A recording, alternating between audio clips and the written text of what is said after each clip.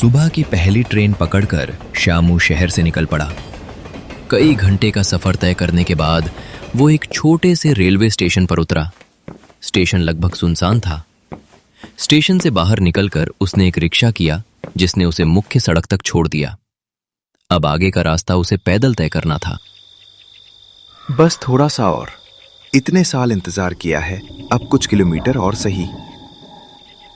मासी मुझे देखकर कितनी खुश होंगी, और कोमल पता नहीं अब कितनी बड़ी हो गई होगी, शायद मुझे पहचान भी ना पाए। धीरे धीरे शाम के करीब 7 बज चुके थे। चारों तरफ फैले खेत हवा के साथ झूम रहे थे। लेकिन जैसे जैसे श्यामू आगे बढ़ रहा था, वैसे वैसे इंसानों की आवाजें कम होती जा रही थीं। अब केवल हवा की सरसराहट सुनाई दे रही थी। अचानक आसमान में काले बादल घिराए, ठंडी हवाएं चलने लगी, पेड़ों की डालियां जोर जोर से हिलने लगी। कुछ ही सेकंड बाद आकाश में तेज बिजली चमकी और देखते ही देखते मूसलाधार बारिश शुरू हो गई। अरे बाप रे, इतनी तेज बारिश! अभी तो मौसम बिल्कुल साफ था, ये अचानक क्या हो गया? अगर ऐसे ही भीगता रहा तो रात होने से पहले ही बीमार पड़ जाऊंगा। श्यामू दौड़कर सड़क किनारे खड़े एक पुराने बरगद के पेड़ के नीचे पहुंचा। लेकिन हवा इतनी तेज थी कि बारिश की बूंदें वहां भी उसे भिगो रही थीं। उसने अपना बैग सिर पर रखा और इधर उधर देखने लगा। तभी उसे कुछ दूरी पर एक पुराना जर्जर बस स्टॉप दिखाई दिया। वो तुरंत उसकी तरफ भागा।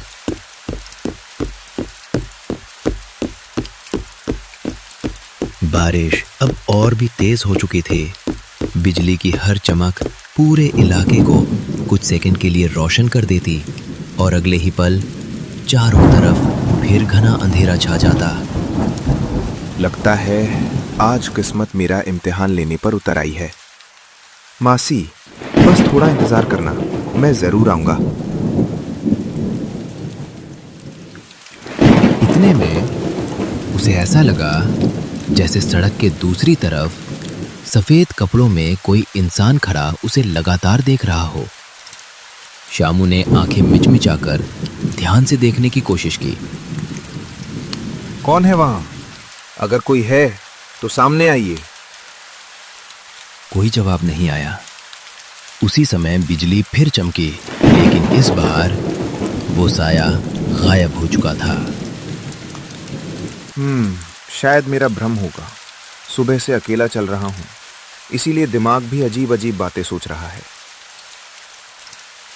करीब 15 मिनट बाद बारिश धीरे धीरे कम होने लगी। हवा अब भी चल रही थी। सड़क पूरी तरह भीग चुकी थी। कीचड़ फैल गया था। पेड़ों से लगातार पानी टपक रहा था। श्यामू ने अपने कपड़ों से पानी झाड़ा, बैग उठाया और फिर हिम्मतनगर की तरफ चल पड़ा। बारिश के बाद पूरा रास्ता और भी ज्यादा डरावना लगने लगा था। दूर दूर तक कोई इंसान दिखाई नहीं दे रहा था। केवल झींगुरों की आवाज, मेंढकों की टर टर और हवा की सीटी जैसी आवाज, मानो पूरा जंगल किसी अनजाने खतरे की चेतावनी दे रहा हो। कितनी अजीब जगह है, इतनी बड़ी सड़क, लेकिन एक भी आदमी नहीं। ना कोई गाड़ी, ना कोई घर, ना कोई दुकान। उम्मीद है मैं सही रास्ते पर ही जा रहा हूं। इसी सोच में डूबा श्यामू धीरे धीरे आगे बढ़ रहा था। तभी उसे काफी दूर एक रोशनी टिमटिमाती हुई दिखाई दी। अंधेरे के बीच वो रोशनी किसी उम्मीद की तरह चमक रही थी।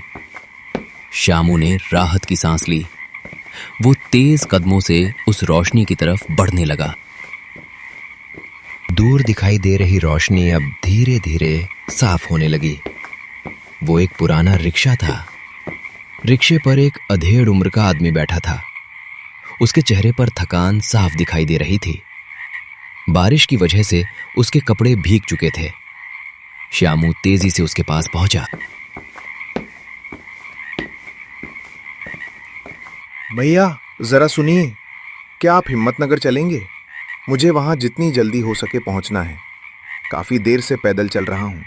अगर आप छोड़ दें तो बड़ी मेहरबानी होगी। तुमने कौन सा नाम लिया बेटा?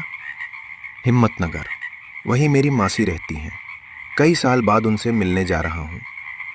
रिक्शा वाले के चेहरे का रंग अचानक उड़ गया।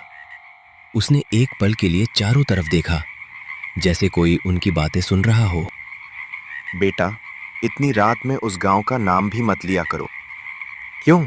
ऐसा क्या है वहां? तुम पहली बार जा रहे हो क्या? नहीं, बचपन में गया था, लेकिन बहुत साल हो गए। अब रास्ता भी ठीक से याद नहीं। तभी इसीलिए तुम्हें कुछ पता नहीं? मतलब? पिछले कई सालों से सूरज ढलने के बाद हिम्मतनगर जाने वाला हर आदमी वापस नहीं लौटता। अरे भैया, ये सब गांव वालों की अफवाहें होंगी। आजकल कौन भूत प्रेत पर यकीन करता है? मैं भी नहीं करता था, लेकिन अपनी आंखों से बहुत कुछ देखा है। क्या देखा आपने? एक बार रात में दो व्यापारी इसी रास्ते से गए थे। सुबह उनका बैलगाड़ी मिली, सारा सामान मिला, लेकिन दोनों आदमी आज तक नहीं मिले। श्यामू कुछ पल के लिए चुप हो गया, लेकिन उसने खुद को संभाल लिया। संयोग भी तो हो सकता है। जंगल होगा, जानवर होंगे, कुछ भी हो सकता है। काश बात इतनी आसान होती। और क्या हुआ था?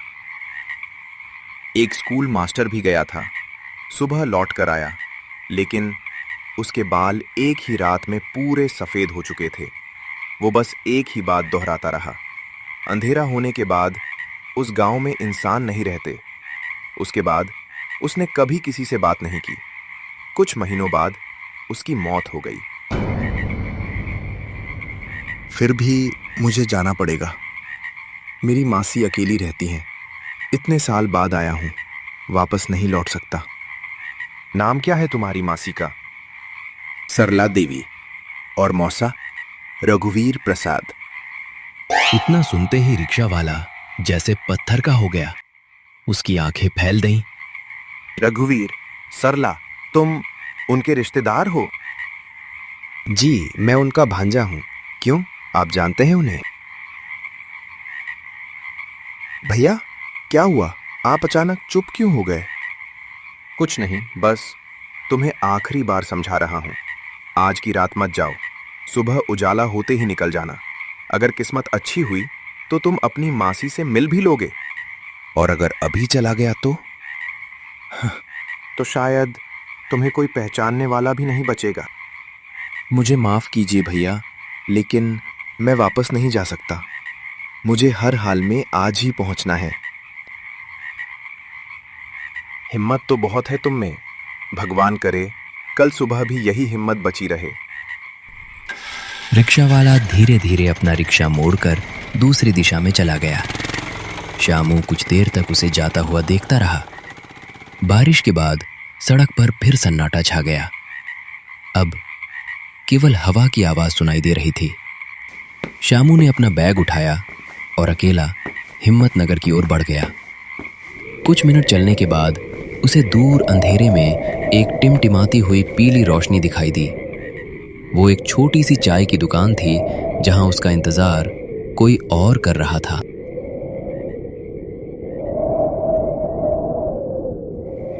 जैसे जैसे श्यामू उस रोशनी के करीब पहुंचा, उसे एक छोटी सी पुरानी चाय की दुकान दिखाई दी। लकड़ी की टूटी हुई मेज, मिट्टी का चूल्हा और उसके पास बैठा लगभग 70 साल का एक बूढ़ा आदमी, जो बिना ऊपर देखे चुपचाप चाय बना रहा था। दुकान के चारों ओर गहरा सन्नाटा पसरा था। नमस्ते काका। आ गया बेटा। मैं जानता था तू यहाँ जरूर आएगा। ये सुनकर श्यामू कुछ पल के लिए चौंक गया। आप मुझे जानते हैं? हम पहले कभी मिले हैं क्या? इस रास्ते से गुजरने वाले हर मुसाफिर का चेहरा मैं पहचान लेता हूँ। बैठ, पहले चाय पी ले। रास्ता बहुत लंबा है। धन्यवाद काका। सच कहूं, सुबह से सफर कर रहा हूं, थक भी गया हूं। चाय वाले ने धीरे धीरे मिट्टी के कुल्हड़ में गर्म चाय भरकर श्यामू की तरफ बढ़ा दी। चाय से भाप उठ रही थी। अदरक और इलायची की खुशबू पूरे माहौल में फैल गई। श्यामू ने पहला घूंट लिया। उसे लगा काफी देर बाद उसके शरीर में गर्माहट लौट रही है। कहाँ से आ रहे हो बेटा? शहर से। और जाना कहाँ है? हिम्मतनगर। मेरी मासी वही रहती हैं। हिम्मतनगर सुनते ही चाय वाले का हाथ वहीं रुक गया। चूल्हे की लकड़ी धीरे धीरे जलती रही, लेकिन बूढ़ा बिल्कुल शांत हो गया। कुछ सेकंड तक उसने कोई जवाब नहीं दिया। क्या हुआ काका, आप अचानक चुप क्यों हो गए? बेटा, कुछ जगहों का नाम धीरे लिया जाता है, जोर से नहीं। क्यों? क्योंकि कभी कभी अंधेरा भी सुन लेता है। ये सुनकर श्यामू हल्का सा मुस्कुराया। लगता है आप भी उसी रिक्शा वाले की तरह डरावनी बातें करेंगे। उसने भी रोका था। जी, उसने भी कहा रात में वहां मत जाना। और तू नहीं माना, है ना? मासी से मिलने की जिद है। इतने साल बाद आया हूं, अब वापस नहीं लौट सकता। रिश्ते निभाना अच्छी बात है, लेकिन हर रिश्ता समय के साथ वैसा नहीं रहता जैसा हम छोड़कर जाते हैं। मतलब? अगर जिसे तू ढूंढ रहा है वो वैसा ना निकले जैसा तू सोच रहा है, तब? काका, आप साफ साफ क्यों नहीं बताते? क्योंकि कुछ बातें अपने मुंह से कह देने पर सच हो जाती हैं। क्या आप हिम्मतनगर गए हैं? बहुत बार, लेकिन अब वर्षों से सूरज ढलने के बाद उस रास्ते की तरफ देखता तक नहीं। इतना कहकर चाय वाला उठा। उसने कांपते हाथ से दूर अंधेरे की तरफ इशारा किया। उस कच्चे रास्ते पर सीधे चलता जाना।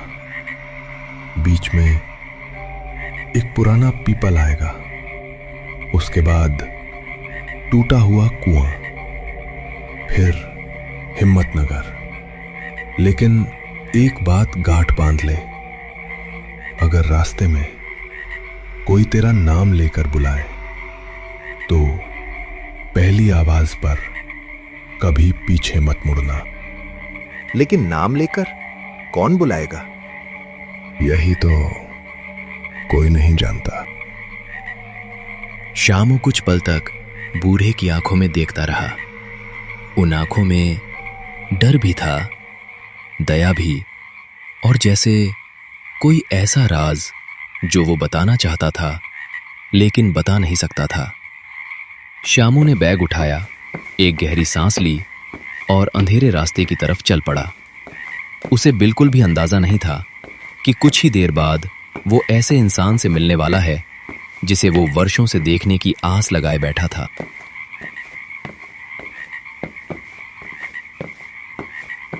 ये रास्ता मुझे कुछ कुछ याद आ रहा है।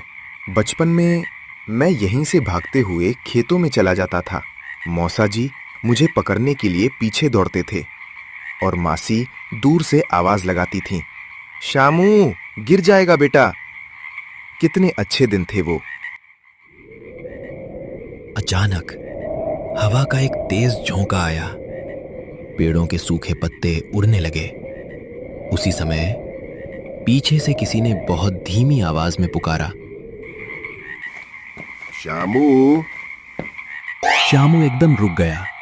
उसे अचानक चाय वाले की बात याद आई, अगर कोई तेरा नाम लेकर बुलाए पहली आवाज पर पीछे मत मुड़ना।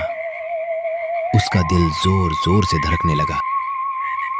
नहीं, ये मेरा भ्रम है। मुझे पीछे नहीं देखना चाहिए। वो दोबारा चलने लगा, लेकिन इस बार आवाज पहले से ज्यादा साफ आई, श्यामू रुक बेटा। अब आवाज बिल्कुल जानी पहचानी लग रही थी। वो आवाज उसे बचपन की याद दिला रही थी। श्यामू खुद को रोक नहीं पाया। धीरे धीरे उसने पीछे मुड़कर देखा। सामने सफेद धोती कुर्ता पहने, हाथ में पुरानी लालटेन लिए एक आदमी खड़ा था।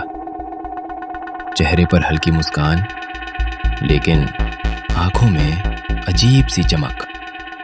अरे श्यामू, क्या सच में तू ही है? मौसा जी आप? श्यामू खुशी से दौड़कर उनके पास पहुंच गया। उसने झुककर उनके पैर छुए। जीते रहो बेटा, इतने सालों बाद आखिर तुझे हमारी याद आ ही गई। मौसा जी मुझे माफ कर दीजिए, मैं कई बार आने वाला था, लेकिन पढ़ाई, फिर नौकरी की तैयारी, फिर हालात, समय ही नहीं मिला। समय बेटा, समय किसी के पास नहीं होता, निकालना पड़ता है। सच कहूं तो मैं हर साल सोचता था इस बार जरूर आऊंगा, लेकिन हर बार कुछ न कुछ हो जाता था। तेरी मासी आज भी तेरा इंतजार करती है। जब भी कोई शहर से आता, वो सबसे पहले यही पूछती, मेरा शामू आया क्या? ये सुनकर श्यामू की आंखें नम हो गईं। मासी आज भी मुझे याद करती हैं। बेटा, रिश्ते अगर सच्चे हों तो सालों की दूरी भी उन्हें खत्म नहीं कर सकती। और कोमल, वो कैसी है?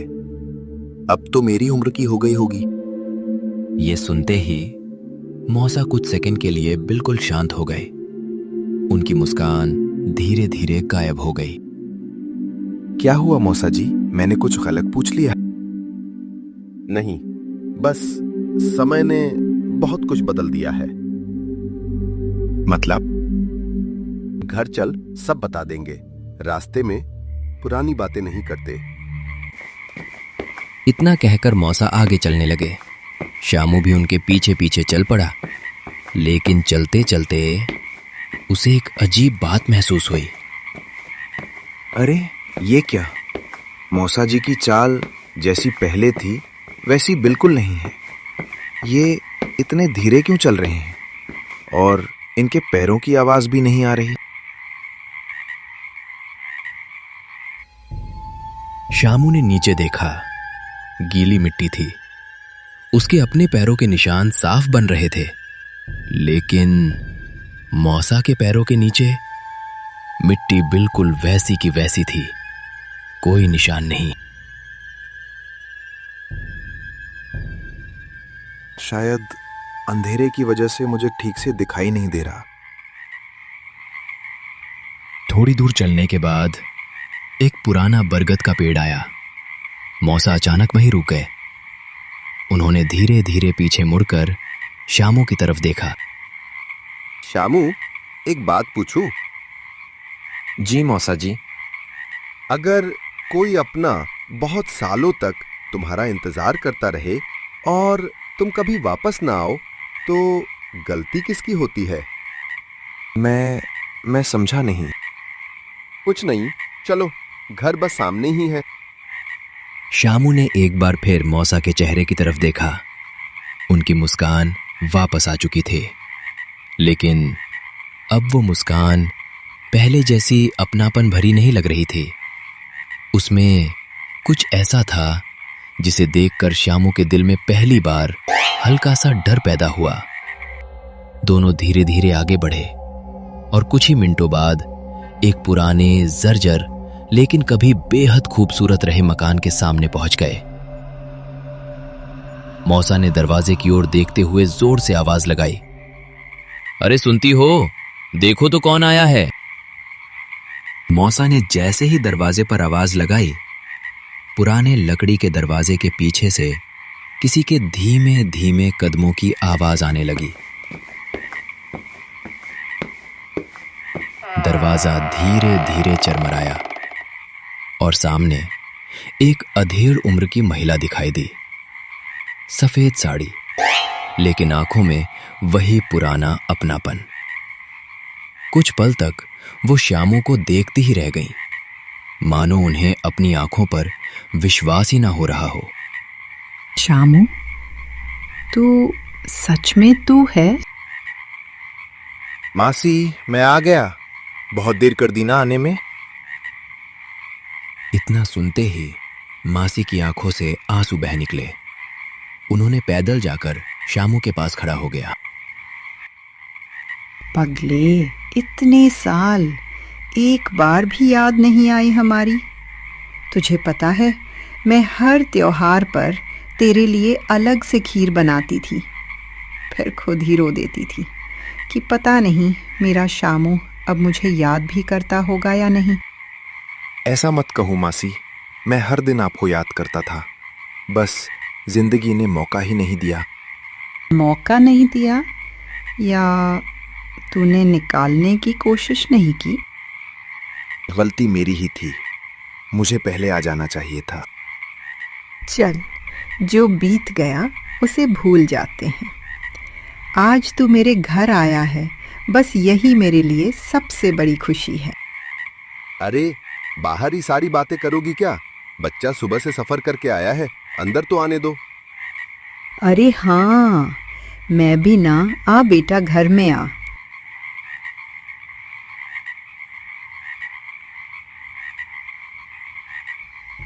श्यामू ने जैसे ही घर के अंदर कदम रखा, उसे एक अजीब सी ठंड महसूस हुई। बाहर गर्मी थी, लेकिन घर के अंदर मानो बर्फ जैसी ठंडी हवा बह रही हो। दीवारों पर पुराने फोटो टंगे हुए थे। कुछ तस्वीरों पर धूल जमी हुई थी, कुछ तस्वीरें टेढ़ी लटक रही थी। एक कोने में पुरानी घड़ी टिक टिक कर रही थी, लेकिन उसकी सुइयां चल नहीं रही थी। घर पहले से काफी बदल गया है। समय सब कुछ बदल देता है बेटा, घर भी और घर वाले भी। मासी की ये बात सुनकर श्यामू कुछ पल के लिए चुप हो गया। मासी, कोमल कहाँ है? वो दिखाई नहीं दे रही। अगर मुझे देखेगी तो कितना खुश होगी। ये सुनते ही मासी का चेहरा अचानक उतर गया। उन्होंने एक पल के लिए मौसा की तरफ देखा। मौसा ने भी नजरें झुका ली। कुछ सेकंड तक पूरे घर में सन्नाटा छा गया।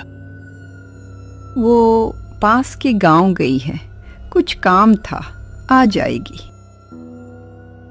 अच्छा, कोई बात नहीं, मैं सुबह मिल लूंगा। तभी मौसा ने तुरंत बात बदल दी। पहले हाथ मुंह धो ले, इतना लंबा सफर किया है, फिर आराम से बैठकर बातें करेंगे। जी मौसा जी। तभी श्यामू उठकर आंगन में बने पुराने हैंडपंप के पास गया। उसने पानी निकालना शुरू किया, लेकिन हैंडपंप से पानी की जगह कुछ काला सा गाढ़ा पानी निकलने लगा। अरे, ये क्या? श्यामू घबराकर पीछे हट गया। उसी समय मासी की आवाज आई। क्या हुआ बेटा? श्यामू ने दोबारा हैंडपंप की तरफ देखा। अब वहां से बिल्कुल साफ पानी निकल रहा था। अभी तो काला पानी निकला था, क्या मैंने गलत देखा? क्या सच में हैंडपंप से काला पानी निकला था, या श्यामू की आंखों का धोखा था?